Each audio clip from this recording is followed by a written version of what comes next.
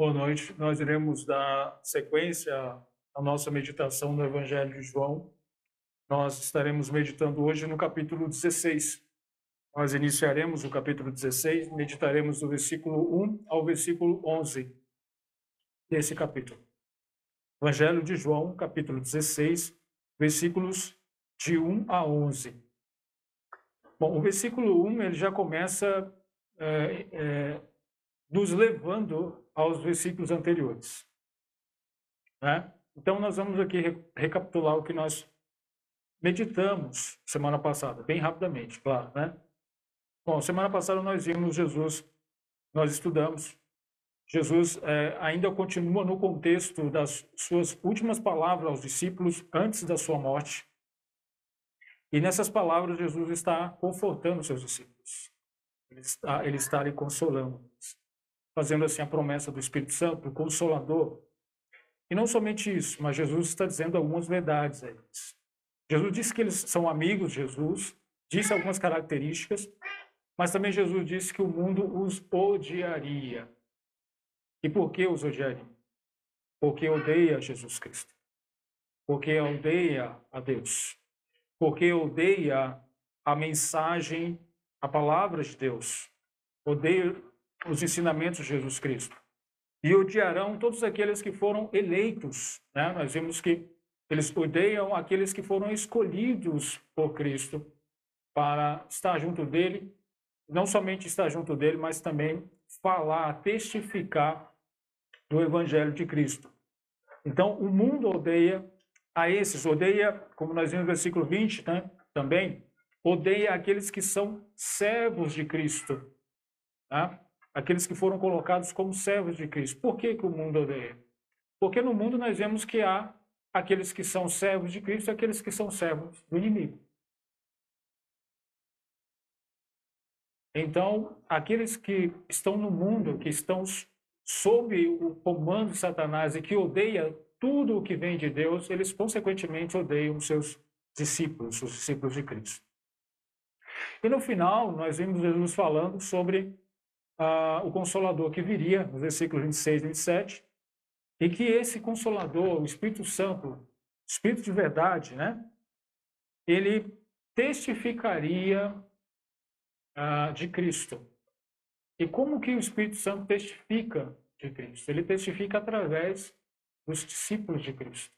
Testifica através dos crentes. É dessa forma que o Espírito Santo testifica sobre Cristo, usando a palavra de Deus. Né? E não somente isso, mas Jesus se dirige especificamente aos discípulos, dizendo que eles testificariam porque eles viram, né? Eles viram o que Cristo fez. Eles estiveram com Cristo, então eles testificariam sobre isso. E nós, irmãos, nós testificamos de Cristo através das nossas vidas e através do que nós pregamos sobre Cristo. Aí Jesus continua, ele continua falando com ele, dando sequência com os discípulos, dando sequência às mesmas palavras. E ele começa, né, fazendo aquilo que eu disse, voltando fazendo uma conexão ao que ele já havia falado, quando ele diz assim: tenho-vos dito estas coisas para que vos não escandalizei. Versículo 1 do capítulo 16. Tenho-vos dito essas coisas para que vos não escandalizeis. Bom, nós vimos que Jesus disse a eles coisas que não são fáceis. Há discípulos que estavam ali naquela expectativa de que Jesus, como Messias, proclamaria o reino, né? Daria início ali ao reino de Israel. Jesus estava agora dizendo que ele não estaria mais com eles e que eles passariam por perseguições, que o mundo os odiaria. E aí Jesus disse o seguinte: olha, essas coisas eu tenho dito para que vocês não sejam escandalizados. O que significa isso? Para que vocês não sejam pegos de surpresa. Para que quando acontecer, vocês não caiam. Eu acho que nós comentamos semana passada, a palavra de Deus não faz questão de nos iludir. Ela quer que nós estejamos atentos, vigilantes para as coisas que acontecem. Infelizmente, nos dias de hoje, muitos têm deixado para trás esse tipo de evangelho, esse tipo de pregação, de ensinamento. Por quê? Porque não dá resultado, não atrai as pessoas. Você falar assim, olha, se converta a Cristo, né, e você será perseguido por causa do evangelho. Você passará por aflições em alguns momentos por causa do evangelho. Isso não atrai ninguém. O que as pessoas têm pregado é totalmente o contrário disso. Falar assim, olha, crê em Deus e todos os problemas seus serão resolvidos. Mentira. A palavra de Deus não diz isso. Os nossos problemas serão resolvidos por nos tornarmos crentes em Cristo. Todos os nossos problemas.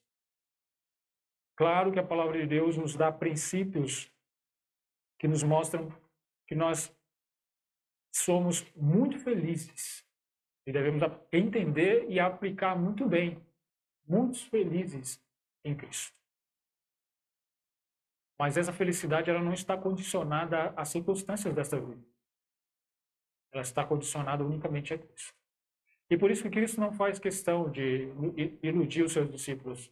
Ele diz a verdade. Olha, essas coisas eu estou dizendo para que vocês não tropecem. E ele continua dizendo, né? O que iria acontecer? Expulsar-vos-ão das sinagogas.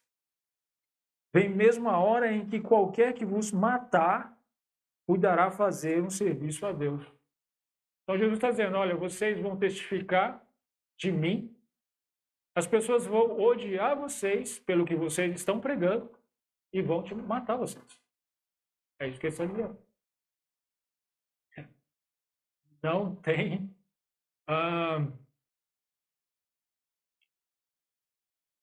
no nosso ponto de vista humano, né, não tem nenhuma eficácia uma mensagem como essa. Poucas pessoas vão aderir, mas o nosso papel não é produzir resultados na palavra, né? Mas expor a palavra. Quem produz os resultados é Deus.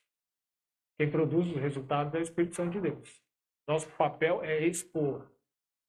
Expor a palavra de Deus. Jesus está dizendo claramente aos seus discípulos, olha, expulsar-vos-ão das sinagogas. Expulsar-vos-ão da sinagoga. A sinagoga era o local onde o povo judeu realizava os cultos a Deus. Então, você imaginar que o público que deveria ser o que daria atenção ao Evangelho, à palavra de Deus, é aquele pelo qual perseguiria. É aquele pelo qual mataríamos. Como Jesus disse no restante do versículo, né? E a hora em que qualquer que vos matar, cuidará fazer um serviço a Deus. Lembra do apóstolo Paulo? Antes dele se converter, ele perseguia e matava cristãos. Depois que ele se converteu, ele foi perseguido. Foi morto por causa do Evangelho. E outros cristãos também, juntamente com ele. Depois disso, uma grande parte dos cristãos, né, isso séculos depois, terceiro século mais ou menos, se juntou ao Estado. E esses ditos cristãos que se juntou ao Estado começou a perseguir os outros cristãos que pregavam a verdade. E matá-los porque pregavam a verdade. Então, a perseguição até que nós estamos vendo é entre religiosos. É religiosos perseguindo cristãos. Perseguindo crentes. E é isso que Jesus está dizendo aqui aos discípulos. Os próprios judeus, os líderes religiosos, eles vos perseguirão. E matarão vocês, acreditando estar fazendo algo para Deus. E o apóstolo Paulo perseguiu e matou crentes, acreditando que estava defendendo a sua crença judaica. Estava fazendo, né, como para o Senhor. Mas o perseguidor, ele passou a ser perseguido e morreu por causa do Evangelho. E Jesus deixou isso muito claro para os seus discípulos. Não somente para eles, mas Jesus deixa claro isso até os dias de hoje para nós também. E Jesus deixa bem claro o motivo pelo qual eles fazem isso. O motivo pelo qual fizeram, o motivo pelo qual fazem, vão continuar fazendo. Versículo 3. E isto vos farão porque não conheceram o Pai nem a mim. Se nós considerarmos que Jesus está falando daqueles que expulsarão os discípulos das sinagogas, esses são aqueles quais se vangloriavam por ter nas suas mãos a palavra de Deus. Mas esses mesmos que tinham nas suas mãos a palavra de Deus, eles não conheceram a Deus, nem o Filho de Deus. E por isso e perseguiram e mataram todos os outros que vieram pregando esse mesmo evangelho. Todos os que eles puderam matar, né? Que proclamaram esse mesmo evangelho. Esse é o motivo. E não é diferente os dias de hoje, não vai ser diferente mais à frente. As pessoas simplesmente não gostarão de ouvir o mesmo evangelho que Jesus Cristo pregou. Arrependei-vos. Todos pecaram e estão separados da glória de Deus. Não há um justo. Não há uma pessoa sequer capaz de se achegar a Deus. É necessário crer em Cristo. Nenhum homem, pelas suas próprias forças, pode se aproximar de Deus. É necessário crer em Jesus Cristo. E muitas pessoas se ofendem por causa disso. E não querem crer. Jesus Cristo ofendia aqueles religiosos, chamando-os de pecadores, de hipócritas. E é o que eles eram.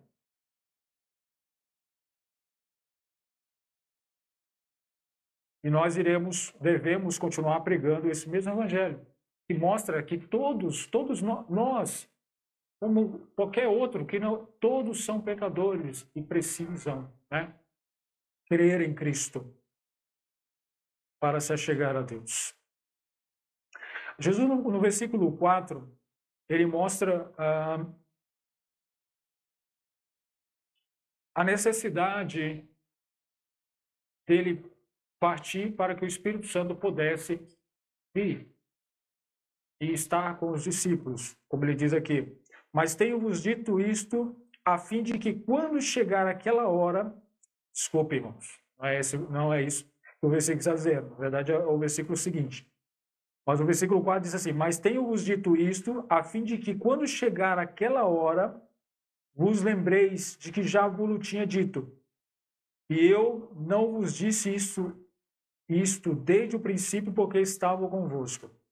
Corrigindo, tá? Não é isso que eu havia dito sobre esse versículo. O que esse versículo está dizendo é que Jesus havia dito essas coisas desde o princípio aos discípulos. Ele já havia dito essas coisas para que quando chegasse eles pudessem lembrar que Jesus já havia dito. Então, o conforto e o consolo daqueles discípulos e os nossos irmãos é saber que Jesus conhece todas as coisas, inclusive o futuro, o que há de acontecer conosco.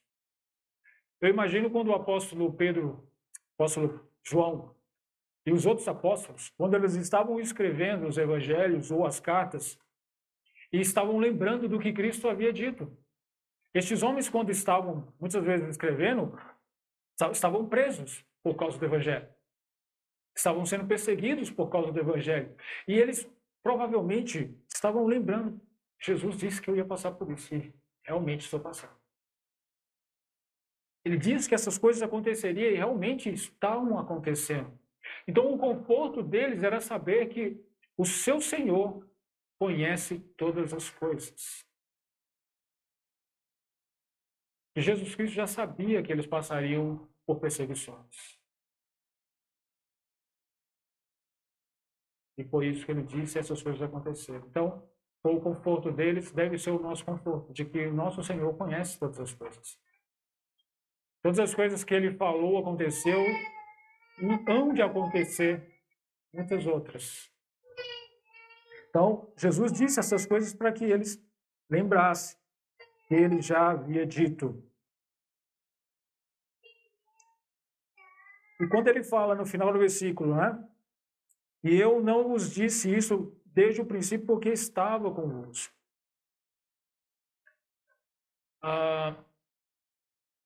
Quando Jesus estava aqui, Jesus era aquele pelo qual recebia toda a perseguição. Nós não vimos nos evangelhos relatos sobre os líderes religiosos perseguindo os discípulos de Cristo. Eles perseguiam Cristo. Eles queriam matar Cristo. Eles queriam apedrejar Cristo. Então, Jesus era o para-raio, vamos dizer assim. O para-raio das perseguições. Tudo vinha sobre ele. Mas depois que ele se retirasse, voltasse para Deus, Jesus sabia que a perseguição viria sobre os seus discípulos. E por isso ele queria que eles soubessem dessas coisas. Por isso ele queria que eles já estivessem preparados para tais perseguições. Viria sobre eles. Então é isso que Jesus está dizendo aos discípulos. E no versículo 5, e agora vou para aquele que me enviou, e nenhum de vós me pergunta, para onde vais? Antes,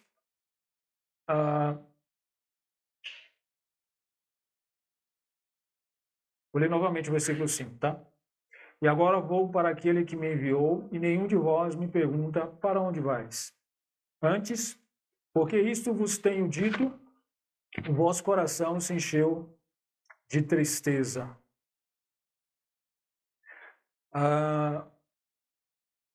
Nenhum de vós me pergunta para onde vais. Agora eu vou para aquele que me enviou. O que Jesus está fazendo referência aqui, né? Quando ele diz que agora eu vou para aquele que me enviou. Jesus está se referindo a voltar de onde ele saiu. Ele estava com Deus, com o Pai, na glória. Como ele mesmo diz aqui no capítulo 17, versículo 5, né? Quando ele faz a oração. E agora glorifica-me tu, ó Pai, junto de ti mesmo, com aquela glória que tinha contigo antes que o mundo existisse. Então Jesus iria retornar para onde ele estava, para o local de glória, ser glorificado por Deus, né? Estar ali na posição de glória, né? No céu, junto na destra de Deus. Então, é isso que ele está se referindo. E aí, na continuidade do versículo, ele diz assim aos discípulos, né? E nenhum de vós me pergunta, para onde vais? Interessante porque Jesus diz isso, né? Porque ele está falando assim, olha, nenhum de vós me pergunta para onde vai. Só que lembra que o apóstolo Pedro perguntou para ele, Senhor, para onde vai? Vamos abrir, se eu não me engano, capítulo 13, versículo 36.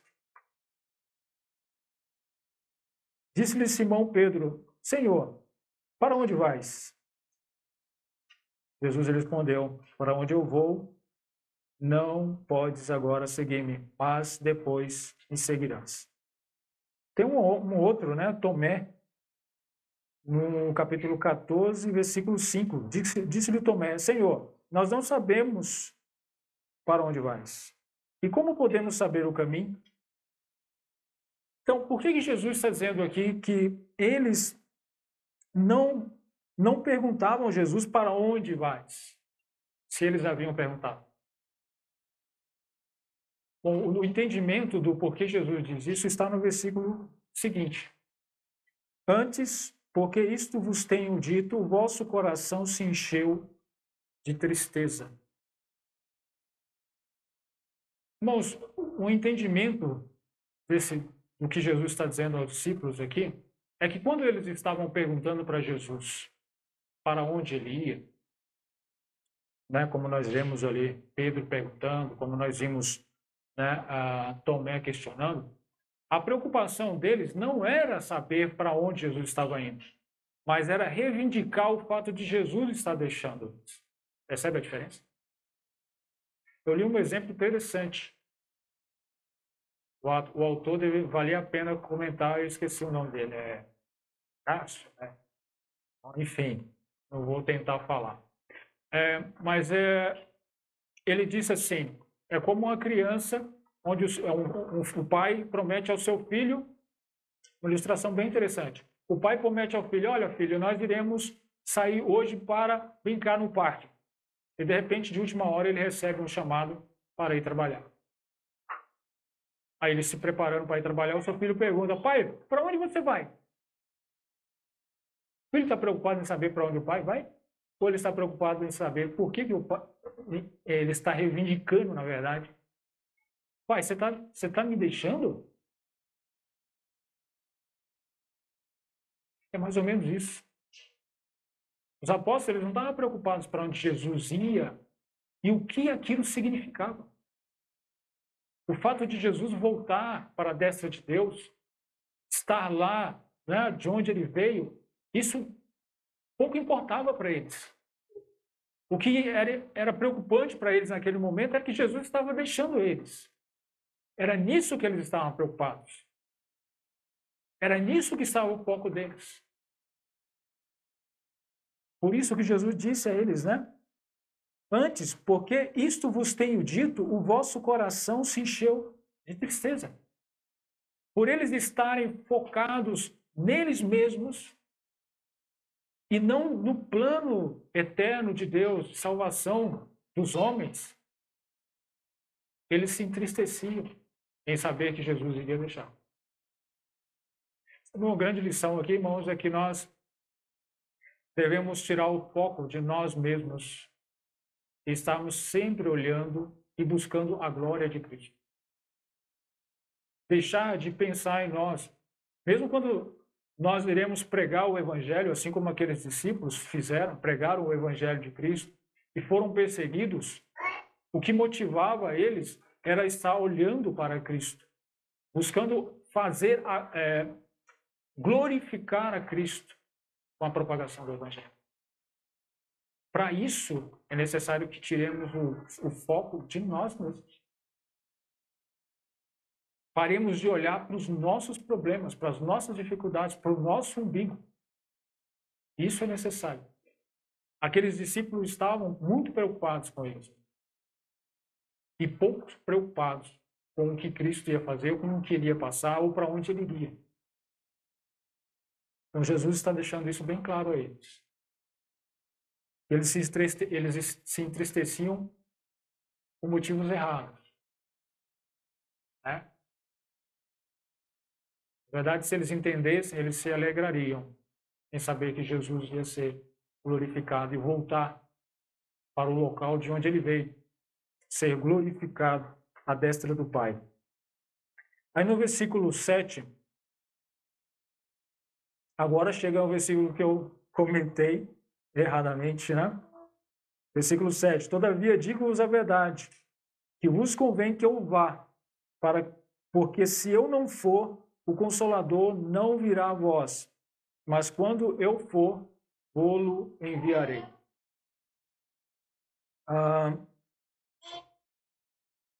Jesus está dizendo aos discípulos algo que eles não queriam ouvir. Para eles era choque, né? O fato de que Jesus iria deixá-los. Mas Jesus mostra a eles que convém, que é necessário. Irmãos, com certeza é muito bom ter Jesus na terra ao nosso lado, né? Aqueles discípulos tendo Jesus ao lado, com palavras de sabedoria, realizando grandes sinais, os liderando de forma perfeita, é muito bom. Mas Jesus está dizendo para ele, olha, é necessário, é importante. Eu preciso ir para que o Espírito venha, o Consolador venha. E aqueles discípulos puderam entender a necessidade do Consolador. Porque o Espírito Santo, ele veio para habitar em nós, para capacitar os discípulos de Cristo a fazer a sua vontade, a entender os seus ensinamentos, a testificar de Cristo. Então era necessário que ele viesse até eles para poder capacitá-los. E isso eles passaram a entender com a manifestação do Espírito Santo em suas vidas. Porque uma das coisas que Jesus deixa bem claro, o Espírito Santo faria lá em Atos capítulo 1, versículo 8, se eu não estiver enganado, de que vamos abrir, né? Está aqui pertinho mesmo. Vamos abrir.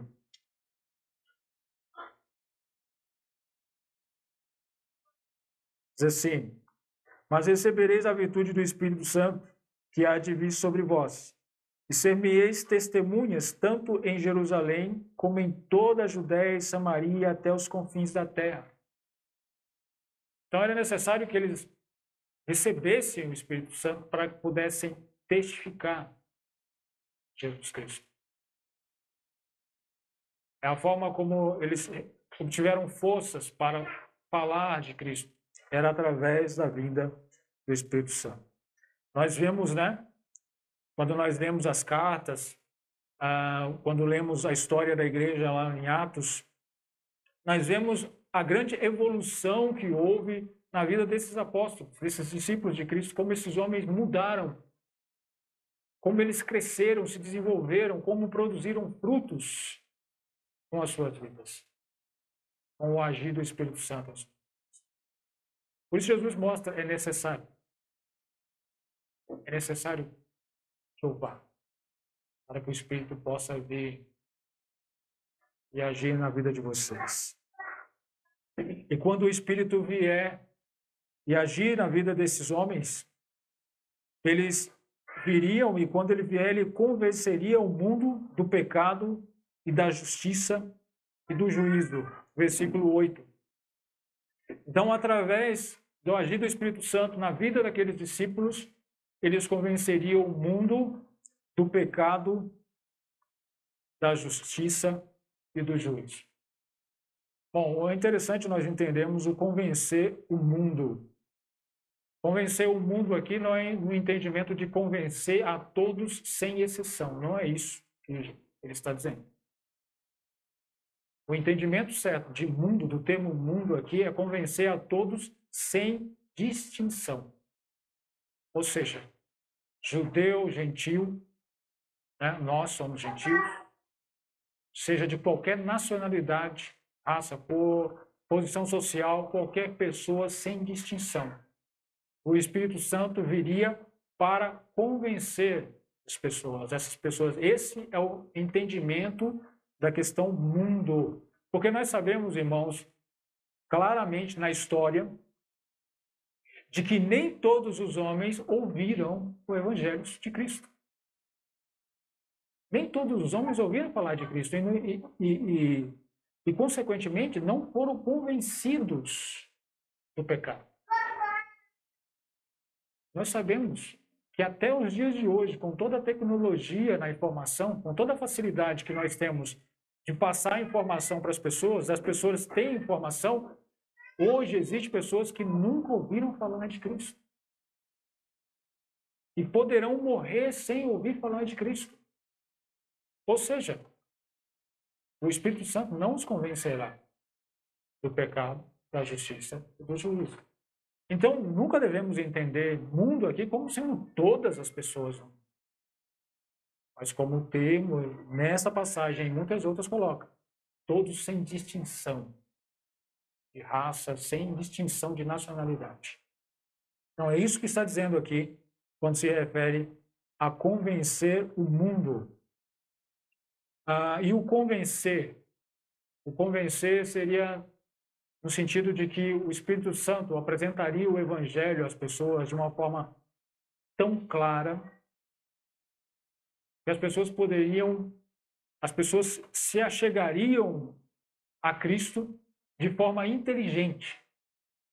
Sabe o que significa de forma inteligente? Você racionalmente entender o que a palavra de Deus está dizendo de você, da sua posição e o que Cristo fez por você. Não precisa sentimentalismo, né? Vamos dizer assim. Você racionalmente compreende isso. Você é convencido disso, de que é um pecador, de que é condenado perante Deus. E que o meio que Deus deu para que você se achegue a Ele é Jesus Cristo. E se você crê, você se achega a Ele. Se você não crê, você está condenado a viver eternamente longe dele. Então, é dessa forma que o Espírito Santo convence. Ele mostra o Evangelho como sendo verdadeiro. Verdadeiro. Mostra como tendo veracidade. Você lê um livro de história falando das coisas do passado, você acredita, não é isso? Você acredita. Às vezes nós lemos, hoje nós estamos meio céticos, né? Mas nós lemos algumas notícias e lemos e, oh, nossa, é verdade. Puxa vida, está acontecendo isso no litoral. Aí você até, como é que fala? Compartilha, né? Você acredita tanto naquilo como sendo verdade que você compartilha.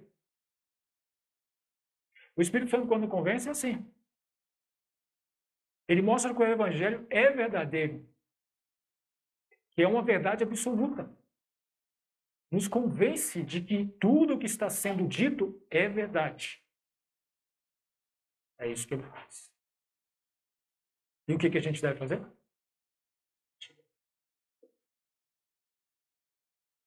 Porque é verdade. E aí Jesus diz, no versículo seguinte, né? Que ele convence do pecado porque não crê em mim. O Espírito, ele convence o homem do pecado, ou seja, ele expõe ao homem a luz. E o homem, ou ele se comporta como uma barata, ou ele vai para a luz. Como que a barata se comporta? Você acende a luz, ela foge, né? Para se esconder. Então, o Espírito Santo, ele apresenta a luz, que é Jesus Cristo, e aqueles que se achegam a ele passam a ter essa clareza da necessidade de Cristo. E o quanto precisam de Cristo. E irmãos, o interessante é que a palavra de Deus nos mostra que quanto mais nós nos achegamos à luz, mais nós vemos a necessidade do perdão de Cristo. Mais nós enxergamos o quão pecadores nós somos. Mais nós enxergamos que precisamos pedir perdão ao Senhor. Que precisamos nos arrepender dos nossos pecados. Isso se torna mais claro à medida que mais e mais nós nos aproximamos de Deus. Porque, como diz lá, né, no início do Evangelho, que a condenação é essa, que a luz veio ao mundo e os homens amaram mais as trevas que a luz. Então, o que o Espírito Santo apresenta, né, mostra o pecado, porque não crê em mim. Olha o que Jesus disse aqui. Pecado, porque não creem em mim. Se nós sairmos na rua e pedirmos para as pessoas fazerem listas de pecado, com certeza você vai ver roubo, assassinato, adultério, fornicação, mentira, um monte de coisa. Mas você vai enxergar isso aqui? Você vai ver lá alguém escrever assim, que o que não crer em Cristo é pecado? Mas é isso que Jesus está dizendo aqui. O Espírito Santo viria para convencer o homem do pecado porque não creem nele. O fato do homem não crer no único meio que Deus determinou para o homem se chegar a ele é pecado. E isso muitas pessoas não reconhecem. Que o não crer em Jesus é pecado. Irmãos, e esse é um pecado grave. Porque um hipócrita, ele pode dizer assim, olha, eu não preciso de salvação, porque as minhas obras, o que eu faço, me dá crédito perante Deus e eu posso chegar a Deus pelas minhas obras. Ou um pecador, né, um homem reconhecidamente pecador, ele pode dizer assim, olha, eu não sou merecedor de perdão, porque eu já fiz muitas coisas ruins. E, de fato, ele está dizendo a verdade, porque o homem nenhum é merecedor de perdão de Deus. Essa é uma grande verdade. Mas ambos precisam de Cristo. Se nenhum dos dois reconhecer a Cristo, crer em Cristo, ambos irão para o inferno. Ou o contrário. Se ambos crerem em Cristo, tanto o soberbo que acha que as suas obras irão levar a Cristo, como aquele que reconhece que é um pecador e que não merece perdão, se ambos crerem em Cristo, ambos terão a vida eterna. Então é desse pecado que o Espírito vem convencer o homem, de que ele precisa crer em Cristo, senão ele está condenado. Então Jesus está dizendo que o Espírito Santo viria para convencer o homem do pecado. O outro ponto, versículo 10, da justiça, porque vou para o meu Pai e não me vereis mais. Então nós sabemos que Jesus é o padrão de justiça. O nosso padrão de justiça é o Filho de Deus. Jesus veio e viveu de forma perfeita, cumpriu toda a justiça de Deus. E, irmãos, como ele mesmo diz aqui, né? Porque vou para meu Pai e não me verei mais. Jesus não poderia voltar para o Deus Santo, Santo, Santo, se nele tivesse um pequeno vestígio de pecado. E nós vemos nos evangelhos que Deus aprovou a obra de Jesus Cristo, a vida de Jesus Cristo, o ministério de Jesus Cristo, ressuscitando dentre os mortos. Quando Deus ressuscitou Jesus Cristo dentre os mortos, Deus selou aquilo como sendo aprovado, agradável a Ele, aceito por Ele. Isso comprova que Jesus viveu perfeitamente. E não somente isso, irmãos, mas a palavra de Deus nos mostra que Deus imputou a justiça de Cristo a nós. Porque Jesus, ele era o único capaz de morrer pelos nossos pecados. Porque ele era perfeito, ele não tinha pecado. Então ele morreu no nosso lugar e a nós foi imputado, os nossos pecados foram lançados sobre ele e a nós foi imputada a sua justiça. Então o Espírito Santo viria para convencer o homem dessa justiça. Da justiça que é promovida somente em Cristo. Nós somos justificados unicamente em Cristo. Tem uma passagem lá em 2 Coríntios, capítulo 2, 2 Coríntios, capítulo 5, versículo 21. Aquele que não conheceu o pecado, fez pecado por nós, para que nele fôssemos feitos justiça de Deus.